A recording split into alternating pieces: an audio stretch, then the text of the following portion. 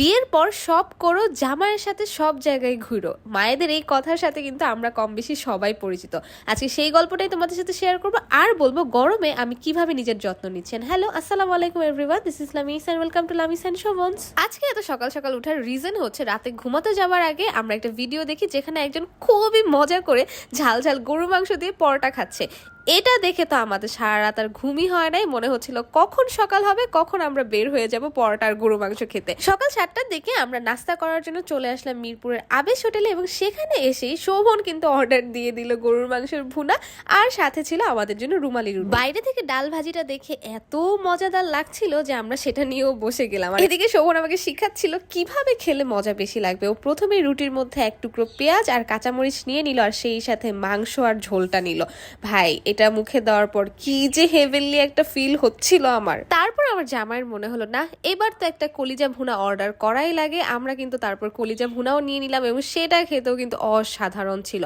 আর ঝালে আমি তো পুরা খেতে খেতে লাল নীল বেগুনি হয়ে যাচ্ছিলাম। ব্রেকফাস্ট ডেটে এসে চা খাবো না সেটা তো হয় না, কারণ নাস্তা আমাদের ইনকমপ্লিট থেকে যাবে যদি আমরা চা না খাই।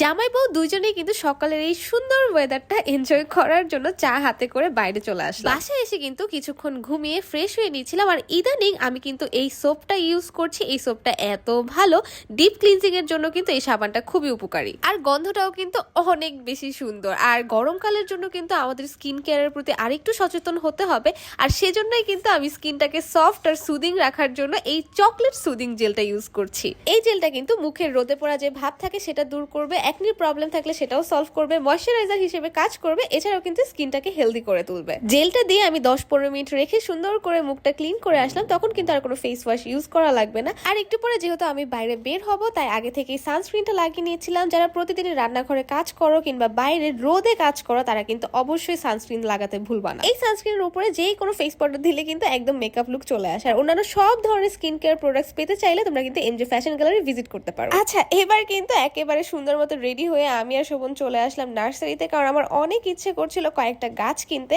আগে যখনই হুটহাট কোথাও যেতে মন চাইতো, আম্মু বলতো কি জামাইয়ের সাথে করিস। এখন কিন্তু আসলে জামাইয়ের সাথেই করছি, যখন যেখানে মন চাচ্ছে সেখানেই ঘুরে বেড়াচ্ছি। আর নার্সারিতে আসার পর কিন্তু আমার মনটাই অনেক ভালো হয়ে গেল, কারণ এখানে এত রকমের গাছ আছে। আমি বেশিরভাগ গাছের নামই জানি না, তবে আমি খুঁজছিলাম ইনডোর প্ল্যান্টস। শোভন তো হোম অফিস করে, তাই ওর টেবিলের উপরে কিছু সুন্দর সুন্দর ছোট ছোট গাছ রাখার জন্য আমি ইনডোর প্ল্যান্টসই খুঁজছিলাম।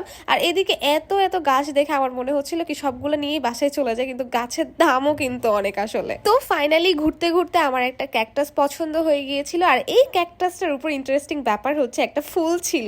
তো এটা দেখে আমি সাথে সাথে কিনে ফেললাম, আর সাথে আরেকটা গাছ কিনেছিলাম, সেটার নাম আমি জানি না। দুইটা গাছই দেখতে অনেক সুন্দর ছিল, অনেক কিউট ছিল আর কি। এদিকে শোভন আমাকে একটু তাড়াও দিচ্ছিল, কারণ ওর মনে হচ্ছিল যে এখানে যদি আমি বেশিক্ষণ থাকি, আল্লাহ জানে আমি কত টাকা গাছের পিছনে খরচ করে ফেলবো। তবে ওর খুব ইচ্ছে ছিল একটা বাগান বিলাস গাছ কেনার। ইনশাল্লাহ সামনে কয়েকদিনের মধ্যে কিনে আমরা এটা বারান্দায় লাগাবো। আচ্ছা, আমি কিন্তু এই ছোট কিউট গাছটাও কিনে ফেলি। এটার নাম তোমরা কেউ জানলে আমাকে অবশ্যই কমেন্ট করে জানাবে, কারণ দুইটা গাছ কিনে না আমার আসলে মন ভরছিল না। আর ইনডোর প্ল্যান্টস এর সুবিধা হচ্ছে এগুলোর কিন্তু খুব একটা বেশি যত্ন আত্তি করা লাগে না। আর এদিকে মামা দেখো কি সুন্দর করে আমাকে সেট করে দিচ্ছিল। আমি সবগুলোর জন্য কিন্তু নতুন নতুন টপ কিনেছি। আর এই নার্সারির আশেপাশে কিন্তু অনেক দোকান ছিল, কিন্তু আসলে সময়ের অভাবে আমরা কোনোটাতেই ঘুরতে পারিনি। আমরা জাস্ট দুইটা দোকান ঘুরেই কিনে নিয়ে এসেছি।